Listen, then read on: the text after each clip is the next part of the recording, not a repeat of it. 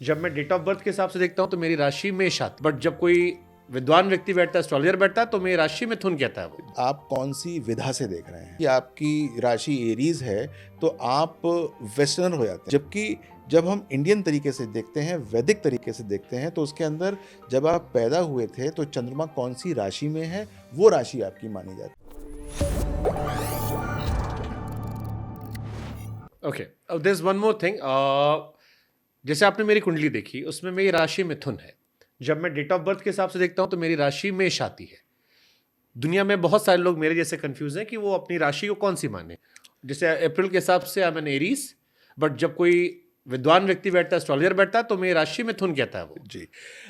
बात विद्वान की नहीं है, बात यह है कि आप कौन सी विधा से देख रहे हैं। जब आप बात करते हैं कि आपकी राशि एरीज है तो आप वेस्टर्नर हो जाते हैं। वहाँ पर आप देखते हैं कि 20 मार्च से लेके 20 अप्रैल तक आपका जन्म हुआ होगा तो आप जो हैं वो एरीज हैं, उसके बाद कोई हुआ होगा तो वो टॉरस है 1 महीने पूरा। जबकि जब हम इंडियन तरीके से देखते हैं, वैदिक तरीके से देखते हैं, तो उसके अंदर जब आप पैदा हुए थे तो चंद्रमा कौन सी राशि में है वो राशि आपकी मानी जाती है। तो वो चंद्र राशि होती है। तो अगर आप सपोज न्यूज़पेपर में अपना राशिफल पढ़ते हैं तो अंग्रेजी में पढ़ रहे हैं तो आप अपनी मेष मानिए, और यदि आप हिंदी में राशिफल पढ़ रहे हैं यानी हिंदी के अखबार में पढ़ रहे हैं तो अपने आप मिथुन मानिए। मेरी वेबसाइट में मान लीजिए आप गए हैं तो आप वहाँ पर मिथुन राशि से ही अपना राशिफल देखिए, आपको वहीं से सब कुछ बट मिल जैसे जाएगा। एरीज में कॉमन सिम्टम्स आते हैं, या कई बार हम अलग अलग जब जनरेट करते हैं कि आप क्या है, तो उनके सिम्टम्स बहुत मैच करते हैं। जैसे मैं और मेरा भाई हैं, हम दोनों में जमीन आसमान का फर्क है, सोचने में, उठने में, बैठने में, जीवन जीने में। और उसकी राशि के मैं कई लोगों से मिला जो उसके उस सेम उसमें मिले, फेज में पैदा हुए हैं, तो उनके काफी ट्रेड उससे मिलते हैं। मैंने कई सारे एरीज को देखा है जिनके काफी ट्रेड्स मेरे से मैच होते हैं। तो देखिए, मैं आपको वही बता रहा हूँ कि वो सनशाइन है, वो मतलब गलत नहीं है। वो सूर्य की लोकेशन है आपके हॉरोस्कोप में। हम महत्व देते हैं चंद्रमा की लोकेशन पे। तो जो राशि होती है वो चंद्र राशि होती है, वो सूर्य राशि है जिसकी आप बात कर रहे हैं, क्योंकि वो सारा का सारा जो महत्व देते हैं वो सूर्य की लोकेशन पे देते हैं कि सूर्य की लोकेशन हॉरोस्कोप में कहाँ पर है। तो अगर आप इंडियन तरीके से देख रहे हैं, किसी आप पंडित जी से बात कर रहे हैं तो अपनी राशि आप बताएंगे तो मिथुन राशि ही बताएंगे। और यदि आप न्यूज़पेपर में अपनी राशि पढ़ रहे हैं तो एरीज बताएंगे, क्योंकि वहाँ पर उन्होंने जो इवैल्यूएट किया होता है वो सनशाइन के हिसाब से ही इवैल्यूएट अच्छा, ये किया जो होता है। अखबार में, टीवी में आता है, इसको देखना चाहिए राशिफल? देखिए, ये बहुत जेनरिक होता है, क्योंकि आप समझिए कि 150 करोड़ लोग हैं तो 12 राशियां ही होती हैं मात्र। तो इसका मतलब क्या हुआ कि 12 करोड़ लोगों की एक ही राशि हुई तो सबका राशिफल एक जैसा ही हो गया एक तरीके से। जनरल ट्रेड्स मोर और लेस सेम हो सकते हैं, लेकिन स्पेसिफिकली तो आपको अगर देखना है तो मैं एक ऐप पे भी काम कर रहा हूँ अभी, तो वो मेरे ख्याल से अगले महीने भर में जो है वो मैं लॉन्च करूँगा, जिसके अंदर आपकी स्पेशल आपकी date of birth, time of birth के हिसाब से आपका डेली का राशिफल आपको मिला करेगा। तो वो मेरी वेबसाइट पे जाकर आप जब अपनी डेट ऑफ बर्थ वगैरह डालेंगे क्या तो वेबसाइट आप बता भी दीजिए, वाले लोग ढूंढते रहते हैं कि सर हमको रिप्लाई कीजिए। vinayvajangi.com मेरी वेबसाइट है। हम्म। तो उस वेबसाइट पे जाएंगे तो उस राशिफल पे जब क्लिक करेंगे तो अपनी डेट ऑफ बर्थ डालेंगे तो स्पेसिफिकली डेट ऑफ बर्थ के हिसाब से आपका यूनिक राशिफल आएगा।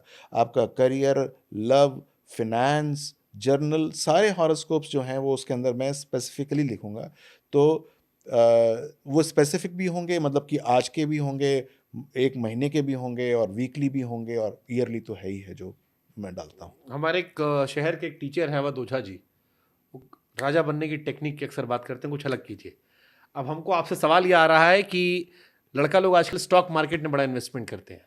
मेरे भाई साहब को बड़ी दिलचस्पी, मेरी कोई दिलचस्पी नहीं है, बट बहुत सारे लड़कों की दिलचस्पी है। कई बार लगाते हैं, डूब जाता है।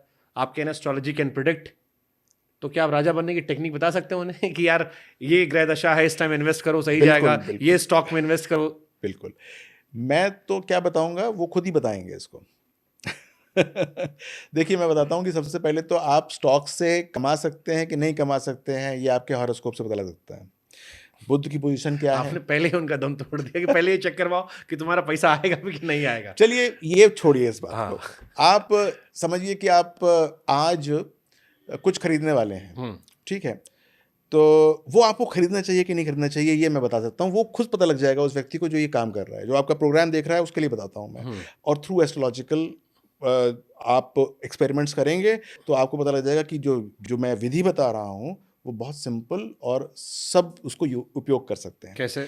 मान लीजिए कि आप आज कोई शेयर खरीदना चाहते हैं और तुरंत आपका मन कर रहा है कि यार ये मैं खरीद लूँ और ये मुझे बहुत अच्छे लाभ देगा।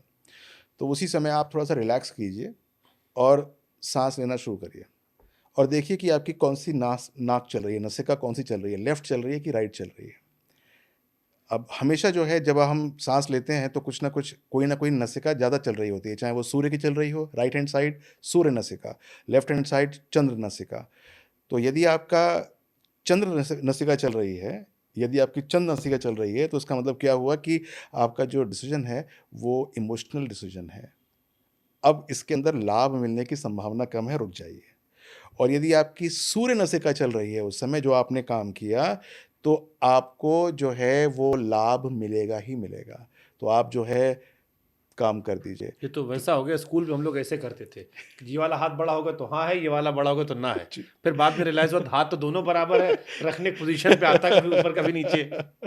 नहीं, पर ये नसिका जो है ये आप करके देखिएगा, क्योंकि ये एक बहुत स्नैपशॉट तरीका होता है पता लगने का कि आपका, क्योंकि आप ना बेसिकली समझने की कोशिश कीजिए कि जब आप बहुत इमोशनल हो जाते हैं या फिर आप बहुत इंस्टेंटेनियस डिसीजन लेते हैं तो आपकी जो जो सांस है वो एक अलग तरीके से चलनी शुरू हो जाती है और वो आपको बताती है कि आप इस समय इमोशंस पे चल रहे हैं या आप जो है फैक्चुअल ग्राउंड लेवल पे चल रहे हैं।